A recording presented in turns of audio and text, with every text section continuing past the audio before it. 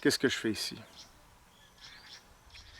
Je trouve il y a trop de dichotomie entre la psychologie, le développement personnel, qui est qui est très interne. C'est très émotion, c'est très intangible, c'est très euh, planification, leadership, des thèmes comme ça qui sont très vaporeux, qui sont très imagés. Et je trouve il y a pas assez de continuité entre le développement personnel et la vraie vie. Et je trouve que c'est difficile pour les gens en général, pour tout le monde, d'essayer de se développer, c'est de comprendre comment on fonctionne, puis de l'appliquer dans la vraie vie. Souvent, ça reste très théorique. Et ça, c'est ce que j'aime pas du développement personnel. Je pense que ça prend deux parties. Ça prend une partie qui est vraiment, qui est théorique, qui est comprendre des choses, qui est comprendre des mécanismes, qui est comprendre comment on fonctionne. Parce qu'il y a des choses qu'il faut savoir, il y a des règles, il y a des lois dans l'univers, il y a des lois dans le cerveau, il y a des mécanismes qui s'appliquent à chaque instant. Et étant donné la complexité du monde, la complexité des enjeux et des défis qu'on a, je pense que c'est une responsabilité qu'on doit prendre pour comprendre comment on fonctionne, pour pouvoir mieux se respecter, pour pouvoir s'utiliser à son potentiel. C'est impossible d'utiliser une machine complexe sans comprendre comment elle fonctionne et sans comprendre comment cette machine-là est en interaction avec son environnement. C'est là où l'environnement, pour moi, rentre en ligne de compte. Je trouve que le développement personnel est trop basé sur moi. C'est-à-dire, moi, qu'est-ce que je dois faire, qu'est-ce que je dois améliorer, à quoi je dois penser. C'est correct, mais dans la vraie vie, c'est pas à propos de moi. C'est moi en interaction avec quelque chose. Ce principe-là qui est l'interaction, je trouve qui est vraiment sous-exploité dans le développement personnel, autant en stratégie de coaching, en consultation qu'en psychologie. On ne parle pas beaucoup d'interaction. On parle de l'humain comme si un humain, c'est un ensemble défini, et là, il doit travailler dans lui. Puis là, à un moment donné, on va le lâcher dans l'univers et ça va aller mieux. Ça offre une partie de la réponse, puis c'est correct ça. Je suis d'accord avec ça, qu'il y a une partie purement personnelle. Mais les résultats tangibles dans la vie de ce travail-là doivent être en adéquation avec les choses qui sont dans l'environnement. C'est pour ça que dans Psychom, j'ai voulu vraiment mettre l'accent sur l'aspect communication parce que la communication, c'est le contact entre les éléments, c'est l'interaction entre les éléments. Deux particules dans l'univers qui sont en interaction, qui s'influencent l'une sur l'autre, deux molécules, deux particules, deux atomes, eh bien, il y a une communication là-dedans. Ça s'appelle une influence, ça s'appelle un impact d'une instance à une autre. Eh bien, c'est ça qu'on fait. Alors, nous, on est une particule dans l'univers, très complexe, mais on est un organisme composé de particules et on est en interaction avec l'environnement. Et donc, on est en constante communication. La communication, c'est ça, c'est l'interaction, c'est pas parler. C'est pas je vais avoir une discussion, c'est pas j'ai un meeting, c'est pas j'ai quelque chose à dire. C'est pas ça de la communication. Ça rentre là-dedans. Mais la communication, c'est l'interaction avec son environnement. Et ça arrête jamais. On est toujours en interaction. Et je pense qu'on ne se rend pas compte à quel point on se fait influencer par notre environnement et comment on influence aussi notre environnement. Et c'est pour ça que dans Psychom, j'ai voulu vraiment mettre l'accent sur la communication parce que ça fait un beau lien entre la théorie, entre la compréhension du fonctionnement cérébral, comportemental, émotionnel, relationnel et l'environnement. Et le filon de la communication, selon moi, il est extrêmement constructif quand il est bien développé, quand c'est bien fait, évidemment. Sauf que la communication se développe de plusieurs façons. Et une des choses que je trouve extrêmement pertinente, c'est de la développer ici, de la développer de manière non verbale. Ici, bien, en Afrique. Et pourquoi en Afrique? Parce que c'est d'ici d'où on vient. Alors, l'humain a évolué à partir des grands singes, et c'est en Afrique que ça s'est passé. Et donc, il y a évidemment des racines neurobiologiques là-dedans, comportementales là-dedans. On n'est pas exclu du règne animal, on n'est pas exclu de notre environnement.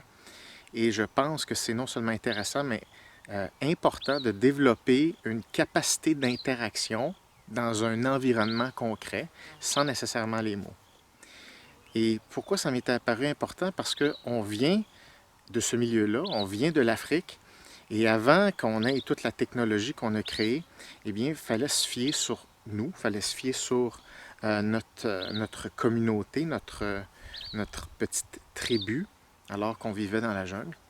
Et pourquoi c'est particulièrement important? C'est parce que notre vie était en jeu. Notre vie est en jeu parce qu'il y a des prédateurs qui sont extrêmement dangereux ici, en Afrique, et ça change complètement la donne. Quand tu fonctionnes dans un environnement où tu es sûr qu'il n'y a rien qui va t'arriver, ça change complètement tes décisions, ça change ton attention, ça change tes priorités. Et on a un petit peu oublié ça, parce qu'on est extrêmement confortable dans notre univers, dans notre monde. On se sent assez protégé. Et donc, on perd un peu cette idée-là de conscience de notre environnement. Et je pense que faire un safari à pied, faire des expéditions à pied, ici en Afrique, est une façon absolument pertinente de retourner à ces sources-là. C'est-à-dire d'où on vient, comment l'attention fonctionne, comment le comportement fonctionne. Alors, c'est intéressant parce que lorsqu'on comprend comment les animaux sauvages fonctionnent, comment un lion fonctionne, comment un éléphant fonctionne, on voit des similitudes absolument extraordinaires avec l'humain. Mais vraiment des similitudes, des parallèles là, quasiment copier-coller. Et il y a des règles qui s'appliquent dans l'interaction humain-animaux qui s'appliquent directement entre humains-humains. Donc, par exemple, la notion de distance. Alors, le territoire est immense ici. Donc, quand on rencontre un animal, quand on rencontre un éléphant, par exemple, il y a toutes sortes de règles qui s'appliquent lorsqu'on veut s'approcher d'un éléphant. Et il va nous transmettre des informations avec son corps, avec des sons, avec son positionnement, en réponse avec comment il fonctionne socialement devant nous, en réponse avec, par exemple, notre présence. Et les humains font exactement les mêmes choses. Par contre, étant donné que notre territoire est beaucoup plus petit, quand on est en interaction sociale, bien, on ne sent pas ça de façon aussi grandiose. C'est beaucoup plus subtil. Par exemple, si je parle à quelqu'un qui est de l'autre côté de la table, il y a des règles de communication qui s'appliquent là, mais sont tellement rendues petites, subtiles, qu'on a perdu un peu cette acuité-là, cette façon-là de lire ces informations-là pour créer un rapport qui se tient, pour établir une relation, pour aller constructivement discuter d'un sujet. Alors, on a un petit peu oublié toutes ces règles-là non-verbales. Et je trouve qu'ici, en Afrique, quand on fait des expéditions à pied dans des territoires où il y a là, le Big Five, hein, les 5 animaux les plus dangereux qui sont mortels pour l'humain, ça nous ramène directement à la nécessité d'écoute, la nécessité de prendre conscience de ce qui se passe dans notre environnement et tout l'intérêt là-dedans. Alors, l'intérêt en communication interpersonnelle n'est pas de parler. Alors, la plupart des gens essaient de s'exprimer mieux, essaient d'avoir un meilleur impact sur l'autre, mais ce n'est pas une façon stratégique efficace. En d'autres mots, ça ne marche pas. Focusser sur son message, focusser sur ce qu'on a à dire, focusser sur l'impact qu'on va avoir sur l'autre, ça ne marche pas vraiment s'il n'y a pas toute l'arrière-scène qui est la compréhension des variables en jeu là-dedans. Et ce qui est intéressant quand on est en Afrique ici, c'est que c'est pas toi qui vas gagner. On n'a pas les moyens de remporter cette partie-là ici, par la force du moins, dans la nature. On n'est pas équipé à faire face à des animaux qui sont 50 fois plus forts que nous, plus rapides, plus endurants. Et donc, ça nous ramène à la nécessité d'écouter, parce que c'est la seule arme qu'on a, c'est la seule façon de gérer les variables en cours et quand même arriver à nos fins. Donc ça passe par l'écoute, ça passe par revenir aux variables d'écoute fondamentales. Et ces variables-là sont les mêmes qu'on doit traduire d'humain à humain. Alors, l'objectif de pourquoi je suis ici, c'est que j'amène des gens régulièrement en Afrique, faire des expéditions, développer le leadership dans la nature. Et oui, il y a une façon, je le développe aussi, je développe aussi le leadership dans des formations, des ateliers, mais c'est le fun de sortir de notre milieu complètement et avoir vraiment l'occasion de reconnecter avec d'où on vient, d'une part, de découvrir ce territoire-là qui est complètement magnifique, mais surtout de reconnecter avec le fait qu'on est en interaction avec cet environnement-là. Et ça, c'est tout un pouvoir. Souvent, beaucoup de gens rêvent d'aller en Afrique, de voir des animaux, mais ça s'arrête avec le fait de seulement voir un animal dans un jeep ou prendre des photos. Puis bon, oui, c'est extraordinaire, puis c'est magnifique, mais c'est pas ça qui est intéressant. Ce qui est intéressant, c'est être en interaction avec un éléphant. Puis même s'il est à 100 mètres, tu vas être en interaction avec cet éléphant-là. Même s'il est à 60 mètres, on va être en interaction avec des lions. Cette interaction-là, c'est ça qui est intéressant. Mais ça ne peut pas être appris comme ça. Il faut avoir un cours, il faut être accompagné, il y a des règles à respecter, puis il faut le vivre.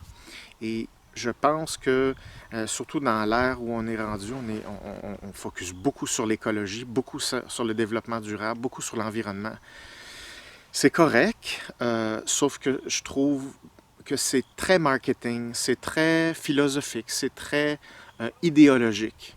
C'est-à-dire, on veut sauver la Terre, on veut sauver l'environnement. OK, mais pour vraiment, euh, pour vraiment réussir ce coup-là ensemble, il faut pas se dire qu'il faut seulement sauver l'environnement, il faut investir dedans, il faut s'investir soi-même dans cet environnement-là. Il ne faut pas que ce soit seulement une partie de recyclage puis de zéro déchet. Il y a une partie de ça, mais il y a une autre partie qui est de l'implication, c'est-à-dire dépenser de l'énergie, de l'argent et du temps pour aller voir ce qui se passe dans la nature et voir à quel point les éléments communiquent entre eux et à quel point ils sont en interaction. Et ça, c'est important. Et je pense qu'on ne le fait pas assez. Et je pense qu'on ne le fait pas assez parce qu'on n'est pas nécessairement accompagné.